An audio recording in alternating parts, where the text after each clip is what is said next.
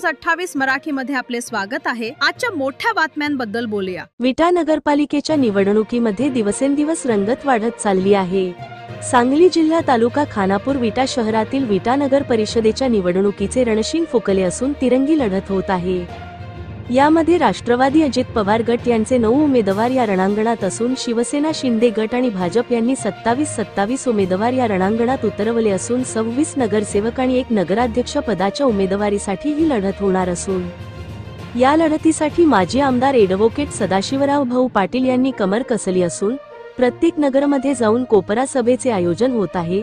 तसेच प्रत्येक मतदारांच्या दारावर जाऊन त्यांचा स्वयं गाठीभेटी घेऊन संवाद सुरू असून अली काहीच दिवस मतदानाला उरले असून या शहरांमध्ये नगरपालिकेच्या निवडणुकीच्या अनुषंगाने भारतीय जनता पार्टीकडून मोठ्या सभेसाठी कोण येणार आहे याबाबत अजूनही सांगण्यात आले नाही। इंडिया न्यूज 28 पुणे विभाग प्रमुख दिलीप गायकवाडची रिपोर्ट।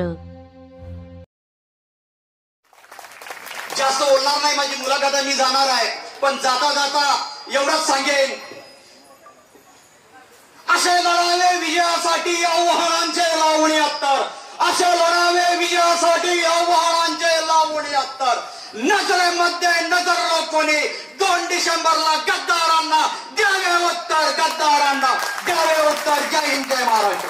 धन्यवाद शिंदे साहेब, आपण सखोल मार्गदर्शक। माझ्यासारखा मी सर्वसामान्य कार्यकर्ता आहे, मी कुठला राजकीय नेता पुढारी तसला काही नाही, माझा त्याचा काही संबंध नाही।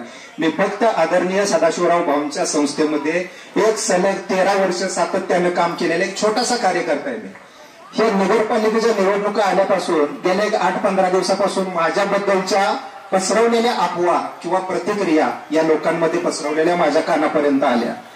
परंतु आता काल परवा तर हातच झाले, म्हणून मी कुठल्या तर पक्षात प्रवेश केला आणि माझं सगळं तिकडं समारंभ वगैरे झाला ना, बोंबला म्हणलं, डोक्याला हात लावला मी। अरे माझं कसलं प्रवेश घेताय, कोण आहे मी? सर्वसामान्य नागरिक आहे तुमच्या माझ्यासारखा। पुढील 5 वर्षामध्ये काय करणार आहोत हे तुम्हाला सांगायचं, तुमचे मत घ्यायची आणि सातत्यानं प्रामाणिकपणे त्या कामाची पूर्तता। ते सहज घडलं नाही,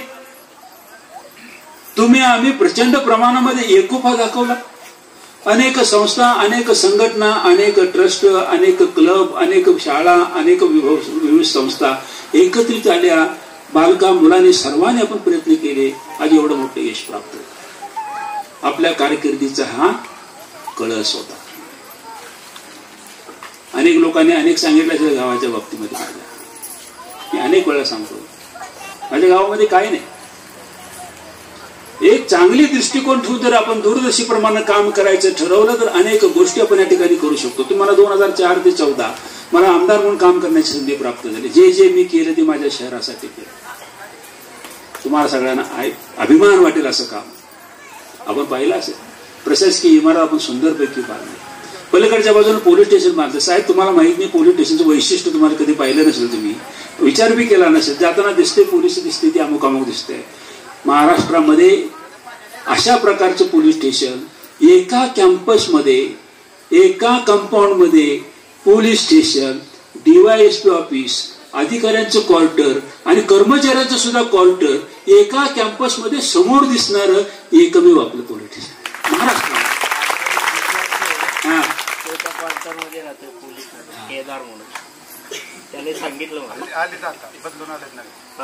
नाही कुठं कोर्टाची इमारत मी बांधली त्यावेळेला, मी आमदार असताना दूरदृष्टी ठेवून मी बांधली।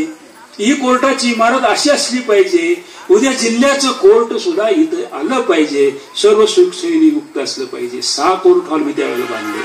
कोर्ट होते 2च आपल्याकडे, पण हॉल किती बांधले? 6 बांधले। आज 4 तालुक्याचं जिल्हा कोर्ट विट्यामध्ये, रोज 2-250 वकील विट्यामध्ये येतात दरिबा, आणि रोज 2-250 वकील विट्यातून बाहेर जातात। 4 तालुक्यातले पक्षकार येतात, काम तिथं बघतात आणि 4 तालुक्याच्या मध्ये जातात। किती माणसं येतात, किती माणसं जातात, किती वकील, किती पक्षकार, किती त्यांचे कारकून। आज निवडणुकीच्या सगळीकडे बिगुल वाजतोय। निवडणुका म्हणजे मॉल काय वेगळाच असतोय, पण ज्यातून जो तरला, जसं सांगितलं आता भाऊनी, 8 दिवस तुम्ही आमच्यासाठी द्या सांगत होते। 8 दिवस डोळ्यामध्ये तेल घालून तुम्हाला वागायचं, कारण काय या ठिकाणी जे माजी आमदार तुमचे भाऊ सदाभाऊ पाटील यांना तुम्ही जे प्रेम दिलेलं आहे, असं कुठं होत नाही की 50 वर्ष एका कुटुंबाच्या पाठीमागे त्या भागातील जनता राहते, म्हणजे तो नेता कसा असेल ही कल्पना मी आता करू शकते. विटा शहर हे संस्कृतीचं शहर आहे, कलेचं शहर आहे, इतिहासाचं शहर आहे. It's a city of gold म्हटलं जातं, सोन्याची नगरी आहे. पण मला माहित नाही सोन्याची नगरी आहे की नाही, पण माणसं मात्र सोन्याची दिसतात, सगळी सोन्याची माणसं. आणि पक्क सोनं, शुद्ध सोनं कुठलं हे तुम्हाला ओळखायचं आहे. संजय भाऊंना आणि अंबिकाच्या रूपानं तुम्हाला, अंबिकाताईच्या रूपानं सोनं भेटते आणि त्या खऱ्या सोन्याला तुम्हाला देते. भाऊ